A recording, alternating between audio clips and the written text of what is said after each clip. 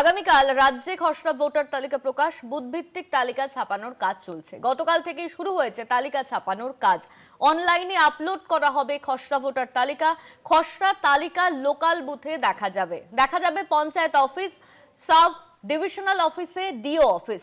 অনলাইনে দেখা যাবে খসড়া তালিকা, অনলাইনেও দেখা যাবে এই খসড়া তালিকা। এমনটাই জানানো হয়েছে। আগামীকাল রাজ্যে খসড়া তালিকা প্রকাশ করা হবে। আগামীকাল রাজ্যে খসড়া তালিকা প্রকাশ করা হবে। বুথভিত্তিক তালিকা ছাপানোর কাজ চলছে। বুথভিত্তিক তালিকা ছাপানোর কাজ চলছে। খসড়া তালিকা লোকাল বুথে দেখা যাবে। খসড়া তালিকা লোকাল বুথে দেখা যাবে এমনটাই জানানো হয়েছে। দেখা যাবে পঞ্চায়েত অফিস, ডিও অফিসে। পঞ্চায়েত অফিস এবং ডিও অফিসেও এই খসড়া তালিকা দেখা যাবে। এছাড়াও অনলাইনে দেখা যাবে খসড়া তালিকা। সিও ওয়েবসাইটে দেখা যাবে এই তালিকা। আমাদের সঙ্গে ফোন লাইনে রয়েছেন আমাদের প্রতিনিধি সত্য সুন্দর ভট্টাচার্য। সত্য, আগামীকাল রাজ্যে খসড়া ভোটার তালিকা প্রকাশ করা হবে, কি কি জানা যাচ্ছে এই নিয়ে?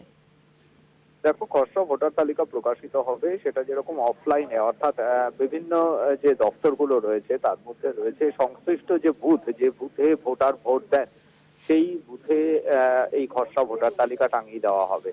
সংশ্লিষ্ট যে বিএলও রয়েছেন সেই বিএলও এই খসড়া ভোটার তালিকা টাঙিয়ে দেবেন। তার পাশাপাশি যে এসডিও অফিস রয়েছে, এছাড়া ডিইও অফিস অর্থাৎ জেলা শাসকের দপ্তর, পঞ্চায়েত অফিস, সেই পঞ্চায়েত অফিসেও কিন্তু এই খসড়া ভোটার তালিকা টাঙিয়ে দেওয়া হবে।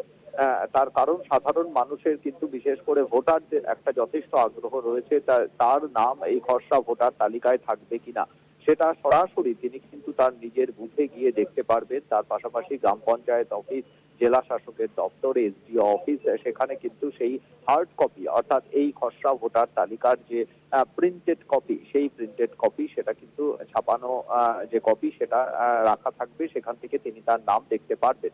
তার পাশাপাশি অনলাইনে যে সমস্ত ওয়েবসাইট রয়েছে, যেমন সিইও ওয়েস্ট বেঙ্গল, সিইওর যে ওয়েবসাইট রয়েছে, এছাড়া ডিইও তার যে ওয়েবসাইট রয়েছে সেই ওয়েবসাইট থেকে, এমনকি ইসিআই নেট যে অ্যাপ রয়েছে সেই অ্যাপেও কিন্তু নিজের যে রাজ্য সেই রাজ্য, তার পাশাপাশি নিজের যে বুথ, কোন বুথে তিনি ভোট দেন সেই বুথের নাম দেওয়ার পরে কিন্তু তিনি তার খসড়া ভোটার তালিকার যে পিডিএফ সেটা অনলাইন ফরম্যাটে তিনি দেখতে পাবেন এবং সেখান থেকে কিন্তু তিনি নিজের নাম রয়েছে কিনা সেটা দেখতে পারবেন। অর্থাৎ এই একদিকে যেরকম অফলাইন ব্যবস্থা রাখা হয়েছে, তার পাশাপাশি অনলাইন ব্যবস্থাতেও কিন্তু এই খসড়া ভোটার তালিকায় নিজের নাম দেখতে পারবেন রাজ্যের ভোটাররা।